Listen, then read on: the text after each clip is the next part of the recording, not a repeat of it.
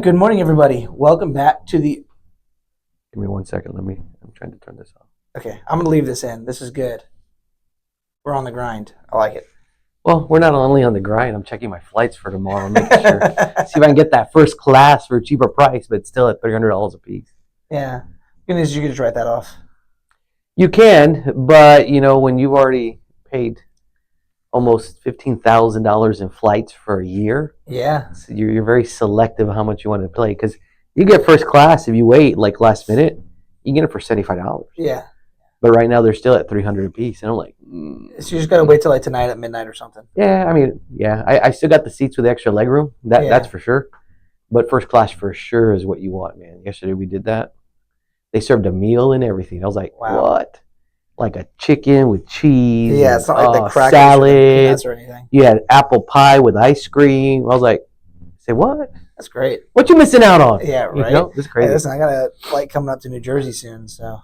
That's all you do. Last minute, you look for that first class, man. Yeah. I'll put Aaron and Gianna in economy. I'll take for now. And I'll tell you this: first class for Aaron and Gianna would be great because he has that extra room to move around with her. Yeah, no, of course. I was checking out the service dogs too. You could actually take service dogs on the plane. Oh yeah. They got to be right in front of you, so you get first class. Oh my gosh. Do you get your dog certified or no? You have to. Have I done it? Yeah. No, but Araceli is gonna get it done. Yeah. She wants to travel with her. She doesn't want to keep her at home anymore. So I'm like, whatever you want to do. Hey, but I think that's great though, because she's got such a connection with that dog, Yeah, last night she went, as soon as we got home, she went nuts, like berserk. Yeah. Berserk. Have you ever seen a child for the first time in a candy store? Yeah. Okay, multiply that times 10. Multiply that times 10. Yeah. That's what you get. Wow. It's nuts. It's just crazy. So. Oh, that's special. Well, I think we'll get started. Good morning, everybody. Welcome back to the Unleash Your Potential podcast. My name is John Brucato. I'm your host here with my co-host Robert Avitia, who was, we were flying solo yesterday. He was flying over Houston yesterday, and he finally got back to town. And I'm excited you're here, man. Good morning. Good morning. How you guys doing? Everybody good? Yeah, we're great. Yeah. Things are running and gunning. It's been a hell of a month in a good way, and we're a little over halfway through.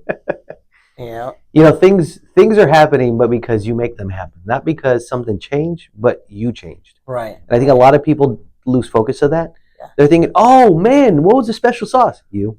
Yeah. What changed? You. Yeah. Oh well, I got this person in my business. No, it was you. Yeah.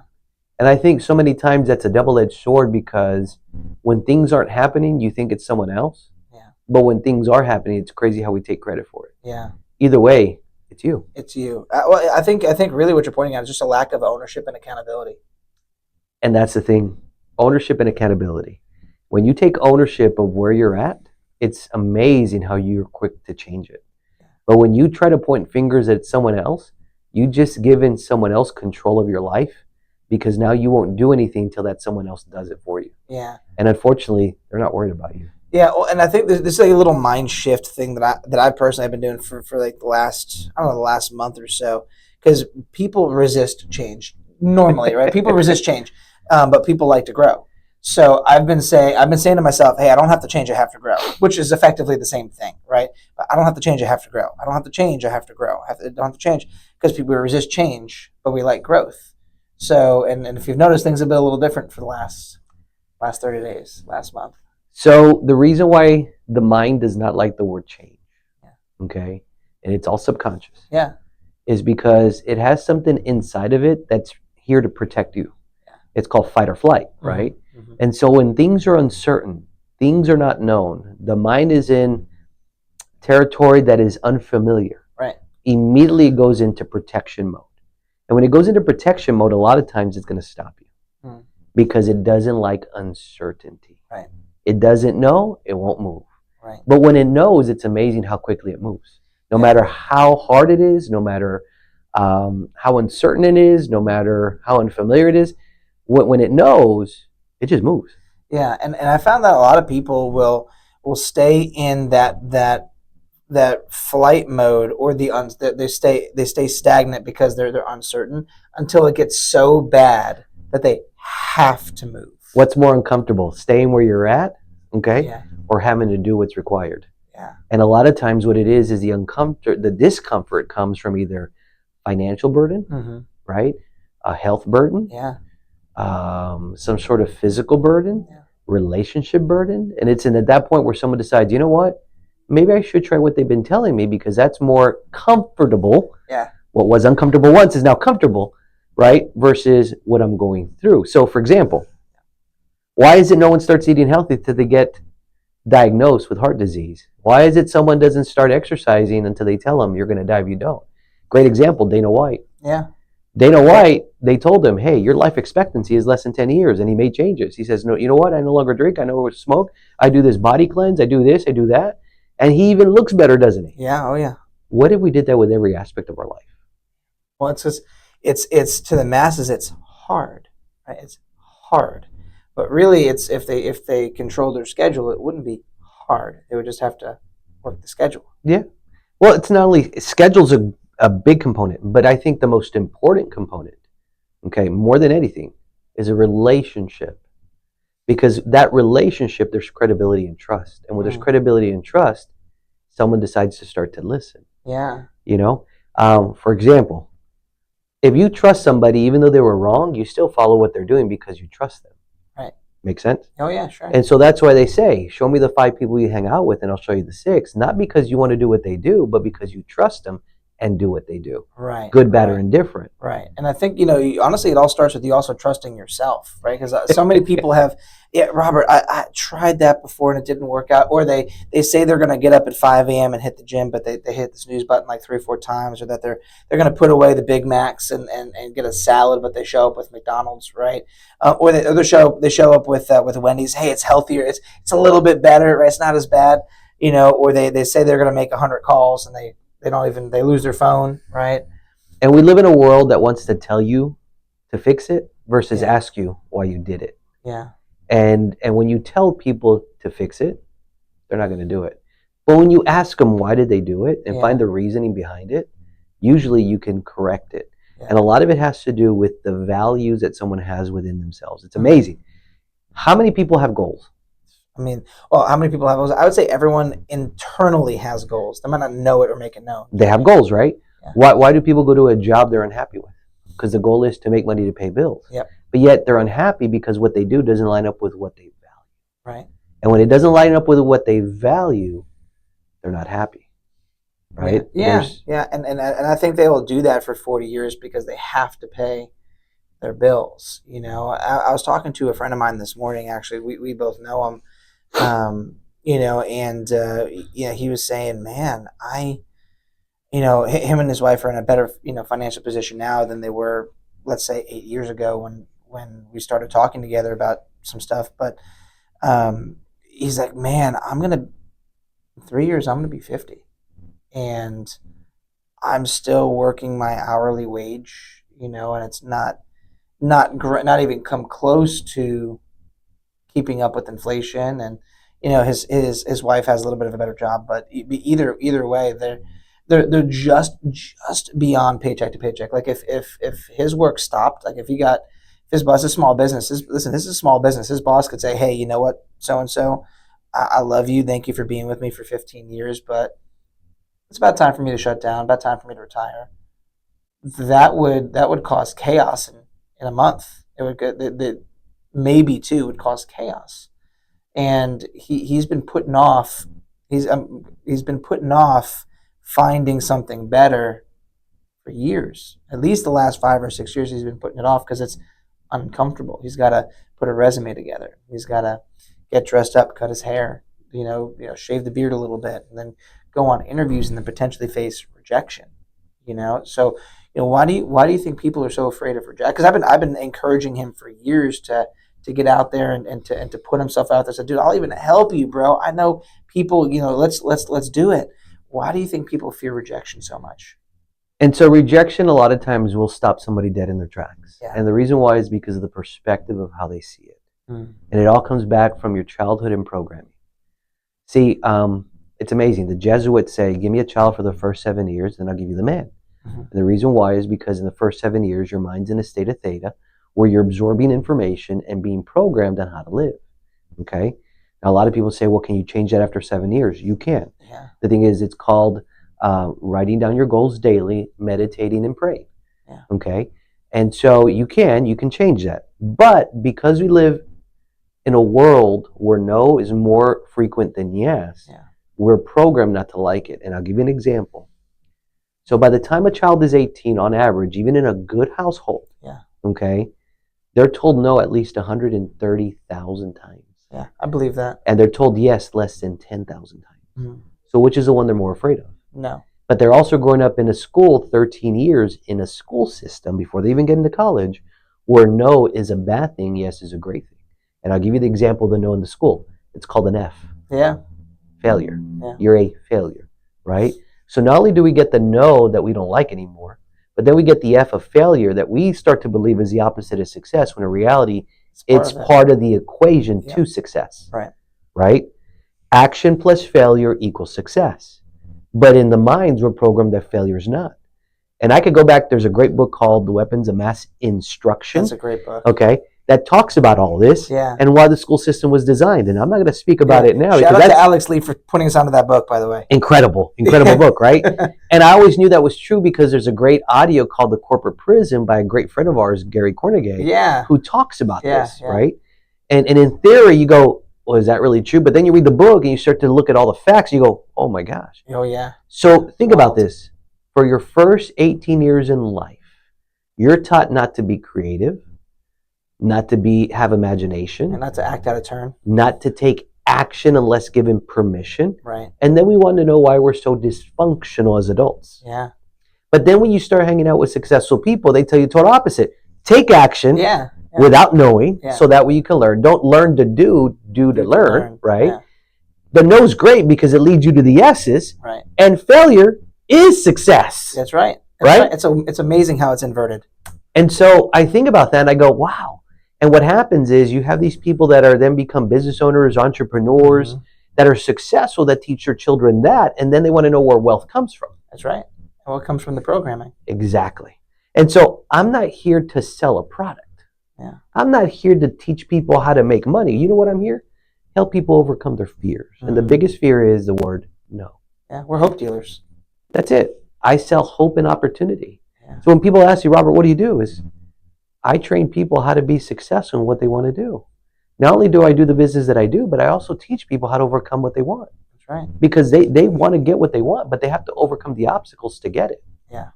Yeah. And so you got to understand that if we're programmed this for the first years of our life, why do we get frustrated when it's so hard to break it? Yeah. Well, I think it's mostly because it's hard. I don't want to say it's hard, but that's not the right word to use. Or maybe it is the right word. It is hard to reprogram yourself when you've got negative energy coming this way and negative energy coming that way. So I think really if somebody wants to really reprogram themselves, they got to change their environment quick. Immediately. Yeah, immediately. Because, it's like they have the phrase, I talked about this on Monday night with some of our friends, said you could literally survive being a positive boat in negative water, but you can't thrive. And eventually you're going to hit a negative iceberg and it's going to sink the ship, right? So you've got to be a positive boat in positive water. Get the hell away from the negative, poor environment.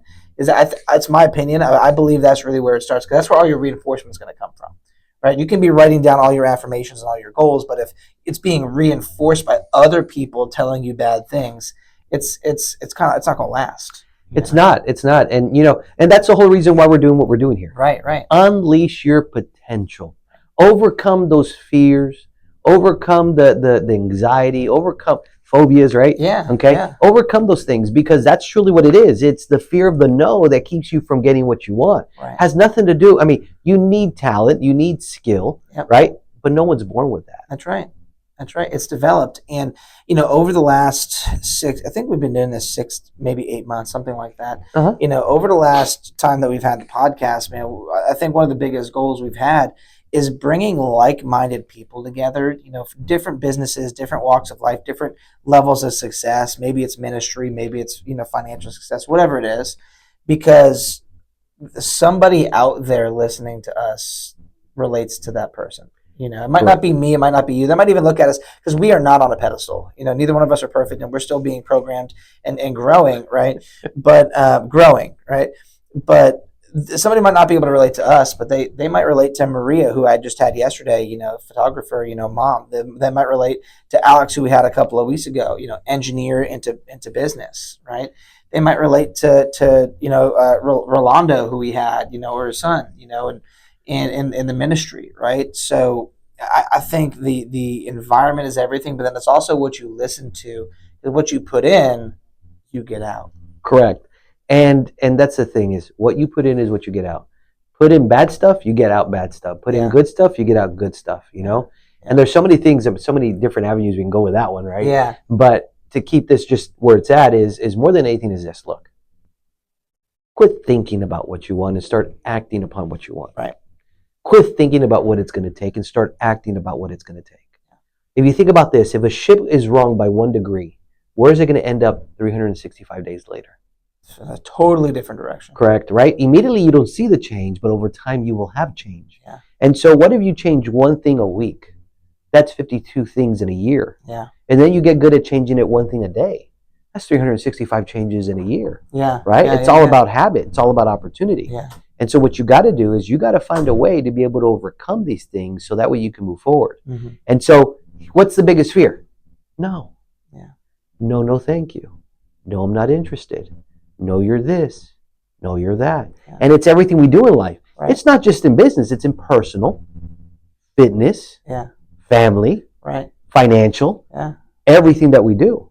So what I'll tell you is find someone.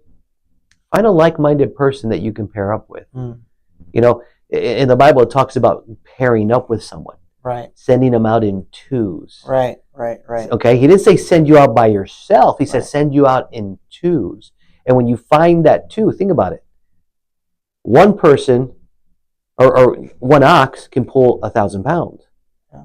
2 ox can pull 10,000 pounds. That's right.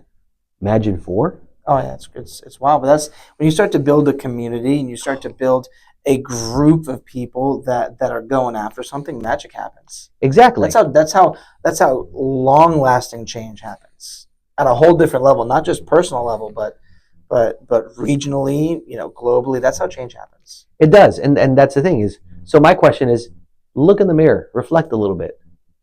What community are you in? Mm. Are you in a community of fatigue, despair, brokenness, negativity, misery, fear, right? Or are you in a community of positive, think about it, optimistic, excited, right? Faithfulness. Yeah. What community are you in? Because look back and reflect on where you're at, where you've placed yourself, and then look in the mirror and ask yourself, is that why? And you'll be surprised about the answer. Oh yeah. Yeah, the energy shifts, by the way. I was in a room with some business leaders not too long ago, and I was talking about that, about your environment and who you surround yourself with.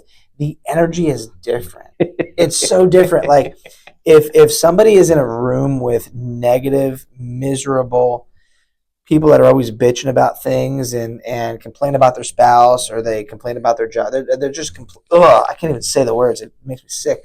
But that's an environment that people literally live in, and it's a terrible thing. But they notice it is a noticeable shift when you get in a positive environment, because they're going to say, "This is weird." That's when I get around somebody and the feedback I hear is, "It's kind of weird." That's like the best compliment ever, in my opinion. That's like the best compliment ever, because weird is wealthy, okay? But I love that. Just what that means, Robert, is that we have shifted their environment for 2 seconds. Whatever the interaction we had with them, we shifted their environment for 2 seconds, and it became contagious. And you're right. Curious. Yeah, it's true. Okay, and I'll give you an example. We do it all the time. We don't even know that we're doing these changes, right? They're subtle changes, but yet they're extreme. Even though they're subtle, they're extreme, and I'll show you why. Have you ever switched from regular soda to diet soda? At beginning, it's kind of like, it's a weird taste difference. But then what happens is you then it becomes habitual, becomes normal. You get acclimated. And then what happens is when you try the regular soda, you're going, ugh. Yeah. I go, wait a minute.